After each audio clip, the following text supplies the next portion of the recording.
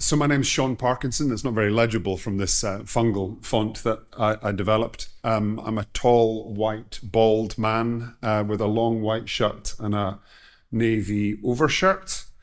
I'm based now for the next 2 years at the Royal Botanic Gardens in Edinburgh. Thank you very much, by the way, for hosting me today. It's a pleasure to be able to share some of what I'm looking at the Botanics. So I trained as an artist. And I'm there as an artist at the Botanics. And I'm going to speak to you today about malodors, bad smells. Imagine when I'm saying bad, I've got inverted commas there, because as I will go on to say, bad smells or stinks are relative to a degree on culture and context. And I'm going to speak a little bit about how so-called bad smells, which may be perceived to be something that we would be repelled by, are actually something that we can be attracted to in terms of a heritage organisation. So the Botanics has a range of objects in their collection. So it's a mixture of herbaria material. So my project is fragrance in the Fungarium. I'm looking at odours, particularly around the Dune Stinkhorn. And in my application to the Arts and Humanities Research Council, which I don't know if any of you know about this project in particular, but this is a pilot scheme that they started last year for postdoctoral candidates. Rather than hosting them in the academy, was what happens when researchers work within cultural and heritage institutions? What types of research, or even synonyms, can we use in terms of research and outputs? What happens when they work in the galleries, libraries, archives, and museum sector? So a piece of the feedback I got in my application was, why would anyone be interested in bad odours in museums? And one of the examples we could give in response to that was the Titan Arum lily that appeared in the Botanics, flowered for the first time in 2015, again in 2017 and 2019. It was gifted by the the Botanical Garden in Leiden in the Netherlands in 2003, something called a corm that eventually, after over a decade, produced this inflorescence, this flower that smells of a rotting corpse, smells of carrion. Some of the odours that's been described as Limburger cheese, garlic, sweaty socks.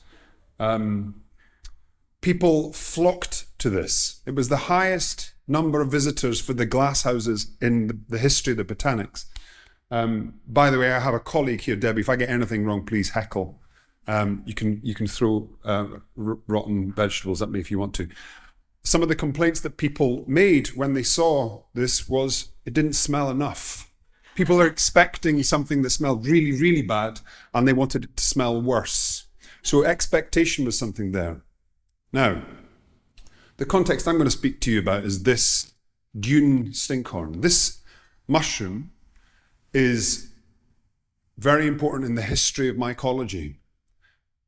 I mean, let's just get over the fact that it looks like a phallus, right?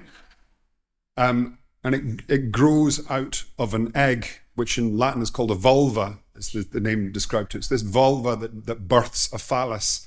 On the top of this phallus, there's this gleba, this brown of olivaceous muck, and that's what produces this smell. And it synthesizes the smell of carrion and dung to attract, I'm going to swear here, corpse and shit loving flies, right, that swarm to it. Now, my background of looking at this mushroom is I'm an artist and a composer. I trained as a sculptor at St. Martin's College, as the pop song goes. But then over the last 10 years, I've been working more as a composer. And I finished my PhD in sound studies at the University of Leeds, and I was looking at how this mushroom and the stink that it produces specifically can be used as a metaphor for thinking differently about listening, for thinking about how not just to listen to music, but how to compose music as well. Because the way that this mushroom reproduces is by attracting type of flies. Together, these flies that hum towards this mushroom, which make it detectable by us humans, first by its smell and also by its sound. They if any of you have kind of been musically trained, it's like leaning on the piano, right? So it produces this kind of tone cluster that sounds like a hum, a drone. Also, humming is a word we have, at least in British English, to mean a strong and persistent odour. So my project is called Fragrance in the Fungarium. Over the next 2 years, I'm going to be working with the library staff and the head of arts at the Botanics.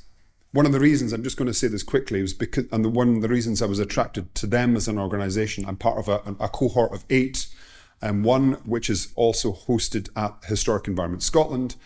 I'm at the Botanics and the rest are in London.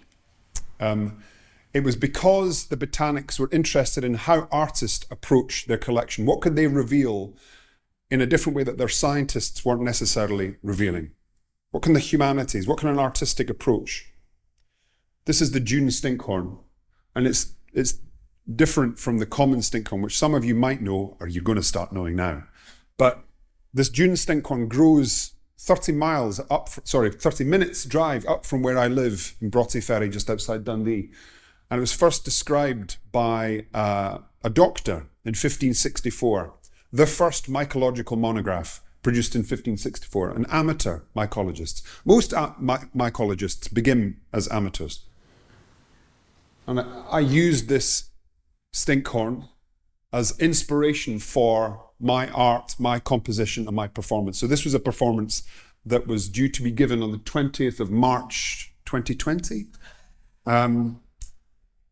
We get this, right? So this was a robe that was designed for me by women's wear designer Matty Bovan, who's an extraordinary designer, and is going to feature this costume actually in the forthcoming exhibition in Inverleith House. I'm going to whiz through this, I promise, but this book is where it starts. This was a book written by, as I said, Hadrianus Junius in 1564, self-published in Holland. But what I was interested in about this, 16 pages long, includes this beautiful woodcut illustration by a Dutch Renaissance painter. This image has become the prototype for a lot of mycological illustration for 500 years, the way that it articulates the mushroom into its component parts. This was a male doctor describing in the 16th century how this mushroom may be used to treat his patients. What benefits might this mushroom have to treat gout, to treat epilepsy, to treat rheumatism? I was interested, so I translated this as part of my PhD from the Latin into, I didn't do this by myself, by the way, I worked with somebody. But what I was interested in as well as the translation was, how does this book smell? Right? How does a book from the 16th century smell? Does it have anything in relation to how the mushroom itself smells? And the answer is yes, it does. Older books, if any of you worked in conservation or in library, the older books were typically, and the paper was made from linen. But spending time with this book, smelling the ink that was used to print it, I went to Holland a few weeks ago to extract the odour of this book. And we worked with a lab in UCL, a heritage scientist, where we extracted the odour of the book and we put it through a machine, which I'm going to show you in a second. And the smell of this book, which you could probably imagine, dusty, a bit musty and mouldy, vanilla and mushroomy. Another one of the outputs of this project is to look at the history of mycological illustration, to see if inadvertently there are ways in which scent, odour, is being described. Because one of the raison d'etre of this mushroom is to stink. But the way that we depict fungi historically is visiocentric.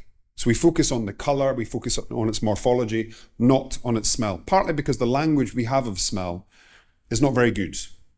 We rely on metaphor. What I was interested in this book, and this is a volume that we have at the Botanics, is how we can see, you don't really see it here, the ghost of this stinkhorn grins through about 6 pages within this volume. There's 8 volumes across the UK, and I've found that the ones I visited, the same imprint happens between the pages. So as an artist, I'm interested in what happens on the blank verso. What image, what traces, what staining, what inadvertent kind of noise, to use that metaphor again, is there of these mushrooms that have an odour? How can they be used to describe something about what the mycologist first saw? So I'm developing kind of photographic techniques, and that process of digitization that a lot of collections are engaged in. I'm interested in this idea of grey literature, which we won't get onto, but you know, this kind of like non-scholarly literature, like white papers, things that are produced by NGOs, things that are kind of out with peer-reviewed papers. My colleague was telling me about this grey literature. I'm interested in brown literature. I'm interested in literature that is a kind of excretion from everything else, from the process of digitizing, or the stuff that's left over, the stuff that falls out, or the stuff that is emitted around the object itself. So this is something I'm working on in terms of James Sowerby, famous English mycologist and illustrator, beautiful illustrator. I'm going to whiz through this quite quickly now because I've got some fun images to show you. And it starts with this one, right? So as I said, this is the common stinkhorn, which is articulated into an egg. This is called colloquially a witch's egg or a devil's egg. This is how it grows in the earth under the soil, and for the Dune Stinkhorn in the sand. I photographed this on my kitchen table, by the way. It absolutely stinks. This is the vulva, which means wrapper. And it looks like a piece of ceramic or a piece of glass. This shaft, which has the texture of prawn crackers, which crumbles in your fingers, which is perfectly white and has this kind of texture. Well, similar to sugar cubes, I suppose. And this kind of reticulated cap. You can peel these things off just with your fingers, but it has enough force to push through tarmac when it erupts, and it erupts in a matter of hours. You can take that egg home in a takeaway box and it will emerge by the time you're home. And flies are attracted to this and strip it of its slime within about an hour. So sometimes when you find it, it's perfectly white. It's like a ghost. And it's been described as smelling of dung, of bones, of hartshorn, which was an ingredient used for salt, it's a raising agent, like an old raising agent, of ammonia, of licorice, of sweet violets, which I don't agree with, I think it's a lie, sweaty socks, of butter, of fat, of cadaverine, of sperm, of rotting flesh. It's the slime that smells.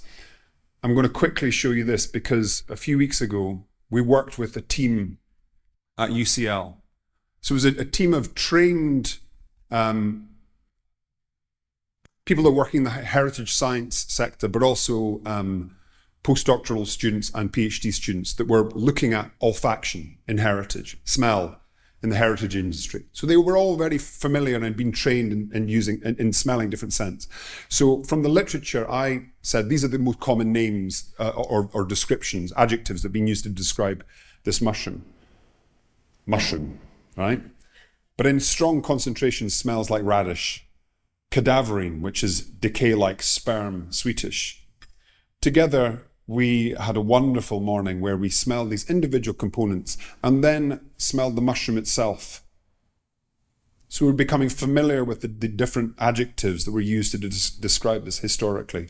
Over 500 years of mycologists describing this mushroom. And then we smelled the mushroom itself, which I'd transported down from Dundee on the train to London. And this is what it looked like at the end. So it's pretty vile. But it wasn't that offensive. Strangely, people found it, and this is something that we were talking about earlier, Hannah from the Sensational Museum and I were talking about, how in different cultures and in the different context, people describe this as being quite pleasant, savoury, like walking between the alleyway behind a Chinese takeaway. But the last series of images I'm going to show you, I promise. This machine, and this is the process that we're using to develop outputs, which includes an olfactory storytelling kit so that we can use the isolated compounds within the stinkhorn plus an artistic approach to how we synthesize this scent so that we can take it to the different gardens across Scotland, so we can take it to the Botanics and say, one of the most important mushrooms in the history of mycology smells like this. We put it through this machine. It's a GCMS machine which heats up a sample to 256 degrees over the course of an hour, and it's repeated 4 times. And if ever you've heard of the musician John Cage, who had an obsession with mushrooms and music, and he had this experience, he went into this anechoic chamber so he could hear nothing but his heartbeat and his nervous system buzzing. So 2 frequencies together, life-changing. For me, this was life-changing. Smelling this mushroom over the course of an hour, and it isolates the compounds in it. So that over an hour, like at 19 minutes, you smell bubble gum. At 21 minutes, you smell popcorn. And then you smell a real concentration of sperm, right? And then rotting fish, and then cabbage, and then back to some hazelnuts. So you can kind of see it like this, and you take it in turns. It's got this kind of Heath Robinson style funnel with this glass where you put your nose. You're smelling it in real time. So the analysis which we can extract, we can use to synthesize the scent. But it's the power of the human nose that I was interested in. I felt like a really powerful machine. But you can kind of see how our face changes. And how in the experience of stink, it is one that's repulsive, but it's also one that's joyous. It's also one that we can kind of revel in. And I'm going to end it there, because this is how we're going to synthesize the scent and will be the outcome in the next couple of years. So thank you very much. And yeah, we should.